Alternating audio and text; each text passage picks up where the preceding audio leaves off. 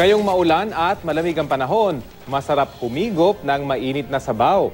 Sa Iloilo City, bukod sa bok choy, may isa pa silang ipinagmamalaking putahe, ang Utan Ilonggo o Ilonggo Vegetable Soup.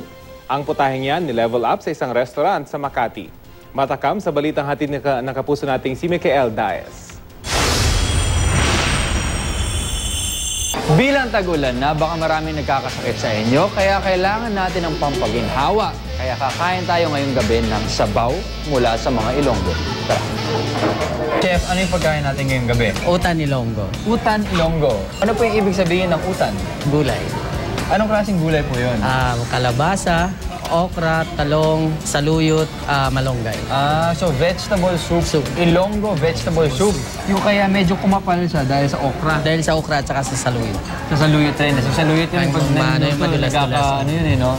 Isang flexible dish daw o hindi kinakailangan ng eksaktong mga sangkap ang putaheng ito. Ang importante, leafy o mga madahong gulay tulad ng malunggay at saluyot. Kasama rin ang fruit vegetables tulad ng talong, kalabasa at okra at ang tinatawag nilang subak o ang protein part na siyang kukumpleto sa lasa nito. Pero dito sa isang restaurant sa Makati, level up ang sinahog nila sa sabaw na ito. Hipon at tulya ang ginawang pampalasa para daw mas maging bongga.